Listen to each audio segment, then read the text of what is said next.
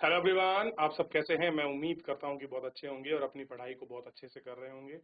मैं Akash Kumar वडाना ICT virtual classroom में आपका बहुत बहुत स्वागत करता हूं मेरे प्यारे बच्चों। जैसा आपको पता है मेरे प्यारे बच्चों, बेसिकली हमारी आपका 9th क्लास है और 9th क्लास में हम लोग लेसन नंबर 5 को देख रहे हैं। कल हमने क्लाइमेटोलॉजी को पढ़ा था। पूरी कंप्लीट होने के बाद क्लाइमेटोलॉजी आज हम थोड़ा सा आगे बढ़ेंगे इसी चैप्टर के अंतर्गत। और हमारा जो आपका मेन चैप्टर है वो हमारे सामने है। और चैप्टर क्या है, ध्यान दीजिए। चैप्टर है आपका प्राकृतिक वनस्पति एवं वन्य प्राणी।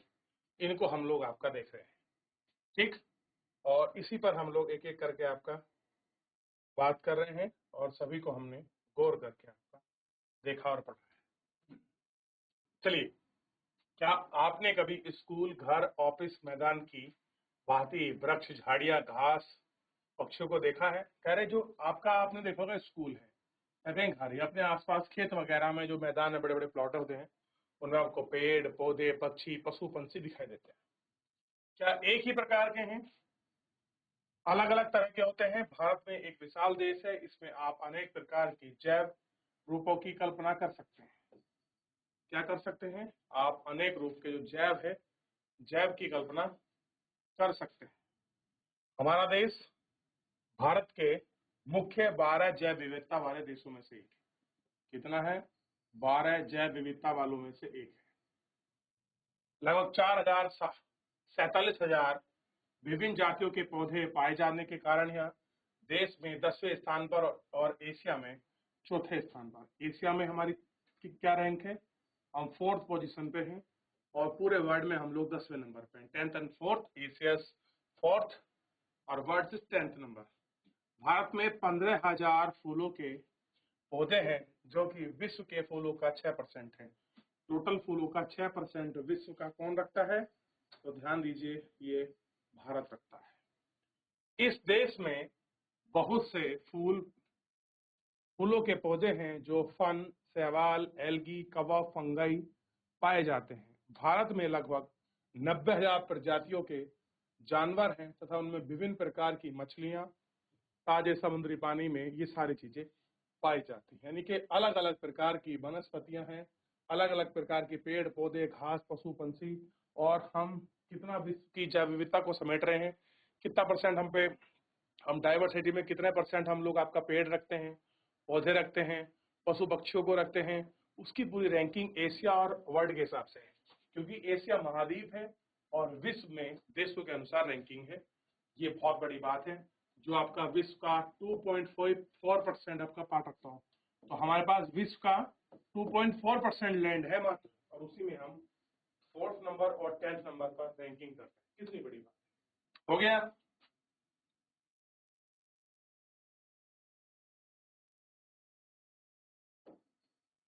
प्राकृतिक वनस्पति का अर्थ है किसी वनस्पति का वह भाग जो मनुष्य की सहायता के बिना अपने आप पैदा होते हैं, जैसे लंबे समय तक उस पर मानवीय प्रभाव नहीं पड़ता है। अक्षित वनस्पति कहते हैं। अतः विभिन्न प्रकार की कृषिगत फसलें, फल, बागान, वनस्पतियां भाग हैं, परंतु प्राकृतिक वनस्पति नहीं है। यानी कि अगर आपसे पूछ लिया जाए कि प्राकृतिक वनस्पति किसको कहते हैं, नेचुरल वनस्पति किसको है, तो प्राकृतिक वनस्पति वो है जिसपे मानव के प्रभाव के बिना ही चीजें अपना आप स्वतः होती हैं, उसी को हम लोग ये कहते हैं। क्लियर है? इनको आपको थोड़ा सा ध्यान रखना है। चलिए, हो गया। अब देखिए, वनस्पति जो कि मूल रूप से भारतीय है उसे देशज कहते हैं, लेकिन पौधे भारत में बाहर आए इसे विदेशज पौधे कहा जाता है। क्या कहते हैं? विदेशज पौधे भी हम लोग कहते हैं कि कहाँ विदेशज है, कहाँ आपका देशीय है, इन सबको समझा जाता है। वनस्पति जात शब्द का अर्थ है किसी क्षेत्र में किसी समय में पौधे की उत्पत्ति से है। इस प्रकार प्राणी जगत जानवरों के विषय में बतलाता है। क्या करता है? उस विषय में आपका बतलाता है क्या कैसी चीजें हैं। वनस्पति के प्रकार। वनस्पति निम्न प्रकार की प्राकृतिक वनस्पतियां हैं, जैसे उष्णकटिबंधीय सदाबहार वन। कैसे हैं? ध्यान दीजिए। उष्णकटिबंधीय सदाबहार वन, उष्णकटिबंधीय पर्णपाती वन, उष्णकटिबंधीय कटीले वन व झाड़ियां, पर्वतीय वन और मैंग्रोव्स वन। सदाबहार, पर्णपाती, पर्वतीय और मैंग्रोव्स, ये सारे वन साफ। ठीक, तो अगर आपसे प्रकार पूछा जाए तो समझ आना चाहिए वनस्पति के। तो पहला है उष्णकटिबंधीय सदाबहार वन, जो हमेशा हरे भरे रहते हैं। पर्णपाती, जो किसी विशेष मौसम में पत्ते गिरा देते हैं। कटीले, जिनमें झाड़ी होते हैं, कैक्टस टाइप में होता है, पपकीकर वगैरह राजस्थान में उगते हैं। कुछ आपके पर्वतीय वन होते हैं, चीड़ हो गया, साल हो गया, बहुत सारे पेड़ मिलते हैं, देवदार वगैरह। कुछ होते हैं मैंग्रोव्स, जो खाली आपके पानी वाले क्षेत्र में जो होते हैं, तो वो आपके मैंग्रोव्स की कैटेगरी में आते हैं। ठीक, ये हमको देखना है, तो इन पर भी हम एक एक करके बात करेंगे। और सदाबहार वन को ही वर्षा वन भी कहते हैं, ध्यान दीजिए। अब है उष्णकटिबंधीय वर्षा वन, और इन्हीं उष्णकटिबंधीय वर्षा वन को हम सदाबहार वन भी कहते हैं। क्या कहते हैं? इन्हीं हम आपका क्या कहते हैं?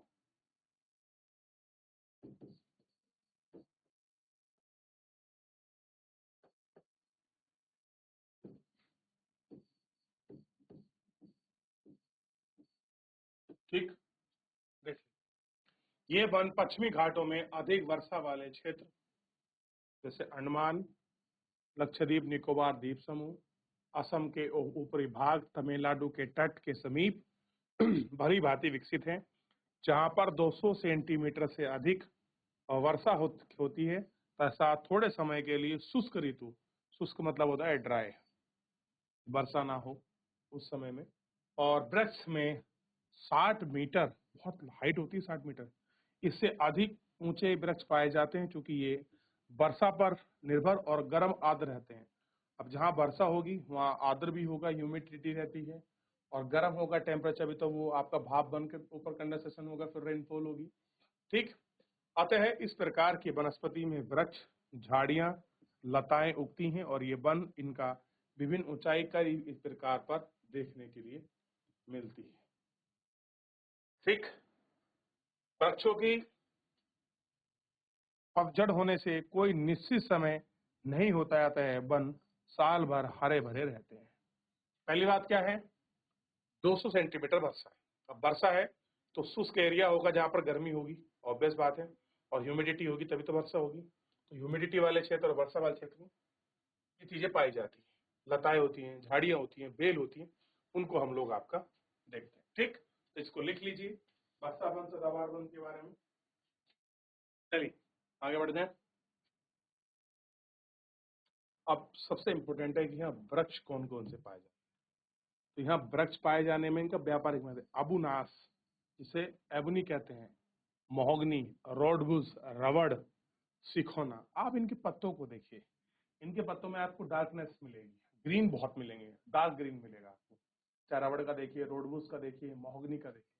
तो कभी भी आपसे पूछा जाए, प्रश्न पूछा जाता है कि निम्नलिखित में से कौन से वृक्ष हैं, तो आप जब भी आपका नाम अबुनास आए, महोगनी आए, रोडवुड आए, रबड़ आए, सिकोन आए, तो आप कहना ये क्या है, चाहे वो ऐसे लिखा हो सदा बहार वन लिखा हो, या सदाबहार वन के अलावा लिखा हो वर्षा वन, तो आंसर कैसा होगा? एक ही होगा। क्लियर है? ये ध्यान रखना। ठीक, चलिए इनको देख सकते हैं और इन पर बात भी करें। आगे बढ़े, कहाँ कहाँ पर पाए जाते हैं उष्णकटिबंधीय सदाबहार वन? तो सबसे पहले बहुत अच्छा हम दिखाया गया है, ये क्षेत्र है, यानी कि गोवा से लेके और आपका नीचे केरल और तमिलनाडु का क्षेत्र मिलता है, यहाँ पर ये पूरा मिलता है, यानी कि जो हमारा पश्चिमी घाट पर अधिकतर पाए जाते हैं। ठीक, फिर उधर कहाँ मिलते हैं? जो आपका तमिलनाडु वाला जो पार्ट है, यहाँ पर मिलते हैं। तमिलनाडु के पास ये थोड़ा सा उड़ीसा और वेस्ट बंगाल का जो पार्ट है उसमें मिलते हैं। ये असम, और आपका नॉर्थ ईस्ट में अरुणाचल प्रदेश को छोड़कर और ये आपका सिक्किम को छोड़कर यहाँ सब जगह क्या मिलते हैं, ये आपके मिलते हैं। एक भारत का मैप बनाइए और उसको उसमें इसे फिल करने की कोशिश कीजिए। देखिए इसको, हो गया, बना लिया मैप। चलिए अब आगे बढ़ते हैं। इन वनों में सामान्य रूप से पाए जाने वाले जानवर हाथी, बंदर, लैमूर, हिरण। तो अगर आपसे पूछ लिया जाए कि कौन कौन से जानवर इनमें पाए जाते हैं, तो आपको पता होना चाहिए कि ये वाले ऐसे जानवर हैं जो इसमें पाए जाते हैं। ठीक, तो वृक्ष कौन से हैं? रोडवुड, महोगनी, रबड़, सिंकोना, ये इसके वृक्ष हैं। क्लियर है? एक सींग वाला गेंडा असम में, पश्चिम बंगाल में दलदली क्षेत्र में द बंगाल रॉयल टाइगर मिलता है, इसमें लिखा नहीं, मैं बता रहा हूँ। इन जंगलों में कई प्रकार के पक्षी पाए जाते हैं, जैसे आपका चमगादड़ हो गया, रेंगने वाले यानी कि जो अभी आपके रेप्टाइल्स होते हैं, सांप हो गया, केंचुआ वगैरह हो गया, रेप्टाइल्स उनको कहते हैं जो रेंगते हैं। ठीक है, ये सारे पाए जाते हैं। और इसमें लिखा है कि जो स्थल मंडल आप देखिए 0.5 मीटर से लेकर और 60 मीटर से अधिक ऊंचे वृक्ष मिलते हैं। तो नीचे घनघोर सघन वृक्ष मिलेंगे, उन पर आपको लताएं मिलेंगी लटकी हुई, और इस प्रकार का आपको क्षेत्र देखने के लिए मिलेगा। कभी आप जाइए जहां पर वर्षा होती है, उन क्षेत्रों को देखिए, कितने हरे भरे सघन, नीचे आपका 5-5 मीटर तक की पेड़ पौधे झाड़ियां लगे होते हैं और ऊंचे ऊंचे वृक्ष होते हैं जिनको आपका देखने के लिए आपको सर ऊंचा करना पड़ता है। तो इस तरीके के यहाँ वृक्ष आपको पाए जाते हैं। इन्हीं वृक्षों को सदाबहार वन या वर्षा वन की कैटेगरी के अंतर्गत रखा जाता है। तो कोई आपसे पूछ ले सदाबहार वन, वर्षा वन क्या है, तो आपको पता होना चाहिए। बढ़ जाए। अब देखिए, अब सदाबहार के बाद बात कौन से हैं? उष्णकटिबंधीय पर्णपाती वन। तो उष्णकटिबंधीय पर्णपाती वनों को हम लोग देख रहे हैं। पर्णपाती वन यानी कि जो वन अपने पत्ते गिरा देते हैं, भारत में सबसे बड़े क्षेत्र में फैले हुए इनमें मानसूनी वन भी कहा जाता है। इन्हीं को क्या बोलते हैं? मानसूनी।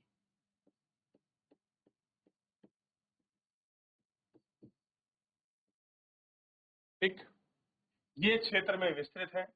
70 सेंटीमीटर से लेके 200 सेंटीमीटर तक वर्षा होती है।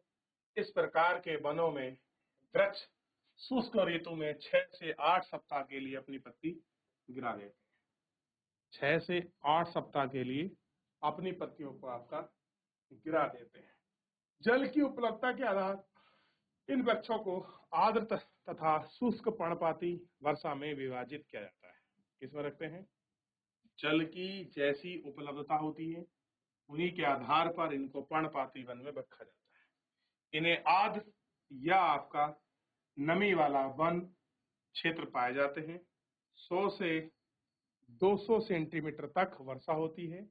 अतः ऐसे वन के पूर्व भागों में उत्तर पूर्व राज्य हिमालय, गिरिपराग क्षेत्र, झारखंड, पश्चिम बंगाल, उड़ीसा, छत्तीसगढ़ और पूर्वी ढालों पर ही पाए जाते हैं। ठीक, तो कहां पर है? जहां पर 200 सेंटीमीटर, देखिए इसमें दो पार्ट है। पहला पार्ट क्या है मैं आपको बताऊं। पहला पार्ट है आपका मानसूनी वन, जहां पर 70 से 200 सेंटीमीटर के बीच वर्षा होती है। ठीक, दूसरा है आर्द्र और आपका ये वाला, दोबारा दिखा देता हूं, ये शुष्क पर्णपाती वन। ये आर्द्र नमी वाले पर्णपाती वन की कैटेगरी में है और 100 से आपका 200 सेंटीमीटर की वर्षा होती है। एक 70 से 200, एक 100 से 200 के बीच, दोनों में अलग अलग वर्षा के प्रकार और ये सारी चीजें आपका दिखाई देख लिया। दो पार्ट है, एक 70 से 200 सेंटीमीटर वर्षा वाली और एक 100 से 200 के बीच। ऐसी हैं जो 6 से 8 सप्ताह के बीच अपनी पत्तियों को गिरा देती है, उनको हमने देख लिया है। ठीक, चलिए, सागौन इनकी प्रमुख वनों में सबसे प्रमुख प्रजाति है। यानी कि सागौन को देखिए, ये एक विशेष मौसम में 6 से 8 सप्ताह के लिए अपने पत्तियों को गिरा देते हैं, डेढ़ से 2 महीने की। इसी में बांस आता है, इसी में साल और शीशम। ये बड़ा कंफ्यूज करता है। साल क्या है आपका? जो पर्णपाती वन है उसी का प्रकार है, इसको हम मौसमी वन भी कहते हैं। ये पर्णपाती वन का ही टाइप है, ठीक।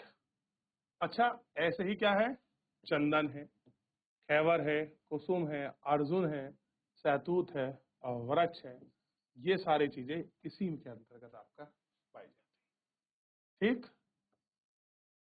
शुष्क पर्णपाती वन उन क्षेत्रों में है जहां पर 70 से 100 सेंटीमीटर के बीच होती है।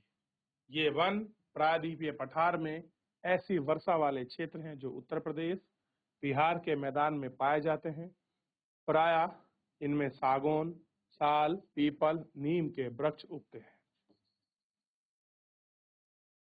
तो अगर आपसे पूछ लिया जाए कि 70 से 100 सेंटीमीटर, ये तो हो गए जो आपका 100 से 200 सेंटीमीटर के जो वर्षा है, अर्जुन हो गया, चंदन हो गया, खैवर हो गया।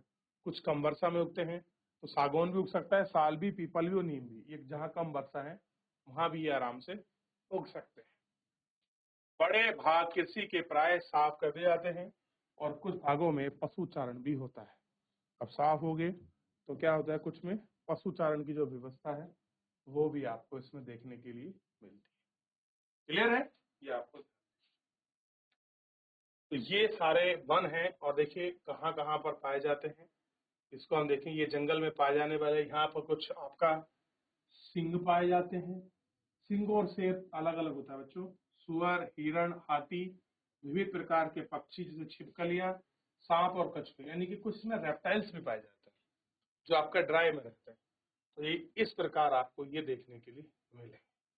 आपने देखा होगा कि जब जैसे ही बसंत आता है, फिलहाल जो मौसम है, पेड़ अपनी पत्तियां गिरा देते हैं। क्लियर है, क्योंकि इनके पास पानी की दिक्कत होती है, पानी मिलता नहीं है, तो ये पत्तियां गिरा देते हैं ताकि क्या हो सके, ये पत्तियों गिर देंगे तो इनको जितनी जरूरत है पानी की उतना वो अपने तने वगैरह से इकट्ठा कर सके। तो ऐसे ये वृक्ष हमारे यहाँ पाए जाते हैं और हमको देखने के लिए मिलते हैं। देख लिया, हो गया। तो ये थे हमारे सारे उष्णकटिबंधीय पर्णपाती वन और सदाबहार वन। क्लियर है। तो फिलहाल जो है मेरे प्यारे बच्चों, आज के इस लेक्चर में इतना ही।